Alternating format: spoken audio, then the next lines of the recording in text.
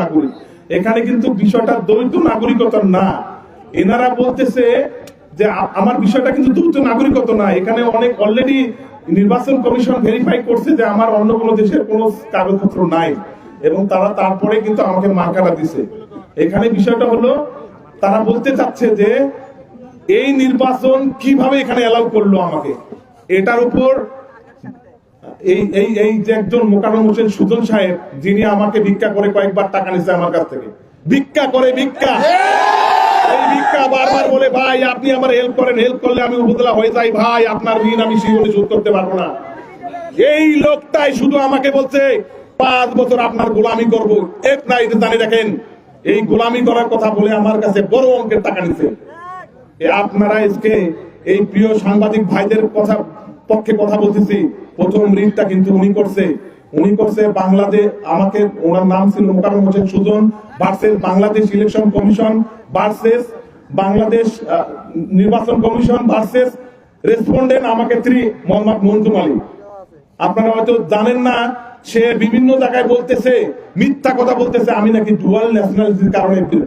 সেটা কেন সত্য কথা বলে না যে তার মিথ্যা অন্যায় আচরণের কারণে আজকে সে বিএনপির পক্ষ থেকে আমাকে আজকে এভাবে লুটে দিল আমাকে? সেটা কেন বলে না?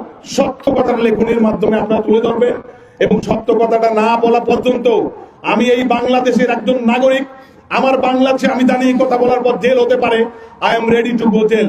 কারণ এই শাসন নাই, এদেশে আইনের কোনো বিন্দু মাত্র শ্রদ্ধা দেখার আর প্রশ্নই আসে না। আর আমি কোনো ভীতু নাই, আমি যদি মরেও যাই জেলে, আপনারা জেনে রাখবেন এই গঙ্গাচড়ার মাটি, এই গঙ্গাচড়ার মাটি মানুষের জন্য, আমার জন্য আল্লাহ মৃত্যু করে। এরা যে 2 নম্বর, এরা আমাদের ভালো মানুষকে রাজনীতি করতেই দিবে না। এদের কারণে আজকে গঙ্গাচড়ার উন্নয়ন সম্ভব না। এদের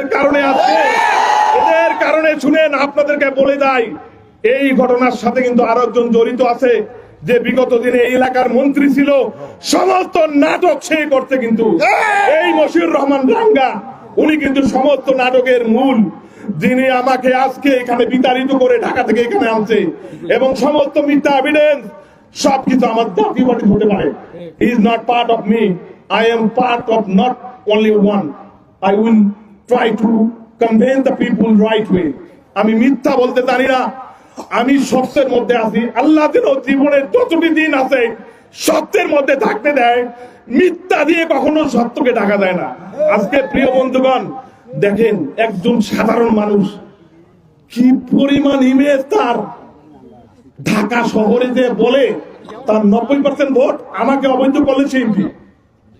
ভাই এটা বলে সে একজন বড় দলের সমস্ত ক্ষমতা নিয়ে সে ক্যাবিনেটে ফোন দিয়ে সমস্ত, এমন কোন বিএনপির কোন নেতা নাই তাকে বলে নাই, উকিল নাই, সমস্ত এক পাশে, আমি একজন সাধারণ বুদ্ধ মানুষ, আমি এক পাশে।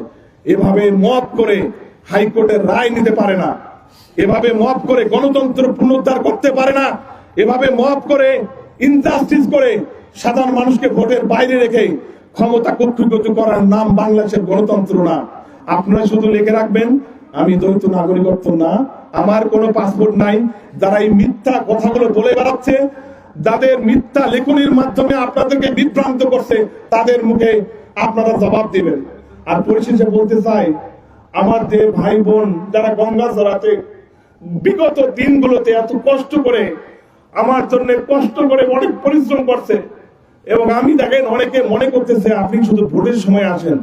ভাই ভোটের সময় না আসি কি করবো? এখানে কোনো হালাল টাকা নাই ভাই, সব হারাম, কোটের মধ্যে হারাম টাকা ভাই, কি আর বলবো, সব হারাম, সবাই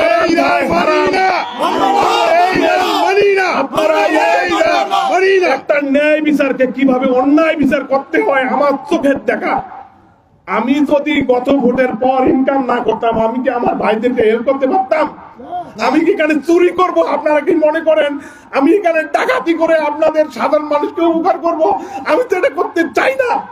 আমি চাই সাধারণ মানুষ যারা কেটে, আমি আজকে কাজ করি লন্ডনে, বিভিন্ন দেশে আমি ইনকাম করি, সেখান থেকে আমার টাকাটা, হালাল টাকাটা আপনাদেরকে দেই।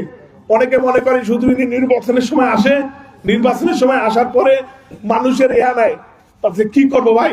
এখানে কোনটা একটা দেখান হালাল, সব তো হারামের মধ্যে পড়ে আছে, সব তো হারামের মধ্যে। যেখানে নির্বাচন কমিশনার শুধু আমার প্রতি ন্যায় বিচার করছে, তাছাড়া ডিসি অফিস, আপনার আদালত, যেখানে মানুষের সর্বোচ্চ আস্থা, সে জায়গায় আমি ন্যায় বিচার পাইনি। কারণ ন্যায় বিচার করবে কে? যে ন্যায় বিচার করবে তার ভিতরে 20 জন বিএনপির লয়েতে বসে, এটা আমাদের লাগবে। এটা কি ন্যায় বিচার? এই রায়টা তাদের লাগবে। এটার গণতন্ত্র, এই গণতন্ত্র।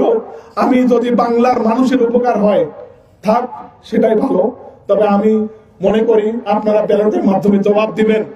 যারা আমাকে এত ক্ষতিগ্রস্ত করলো, আমার সাধারণ মানুষের উপকারে আসতে দিল না, তাদেরকে আপনারা দেখবেন। এবং এই যে আজকে মিথ্যা আশ্বাস, আমার কাছে কতবার টাকা নিয়ে উপজেলা নির্বাচন করছে, আরো একটা গ্রুপ আছে ভিক্ষা করে আমাকে উপজেলার সভা বিএনপি যখন কমিটি গঠন করে হয়, ভিক্ষা করে আমার কাছে টাকা নিয়ে ভোট করছে।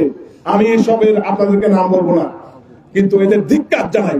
আপনাদের মতো ইন্ডাস্ট্রিজ আল্লাহ যেন কারো ঘরে সন্তান জন্ম না দেয়, আপনাদের ঘরে যেন একটা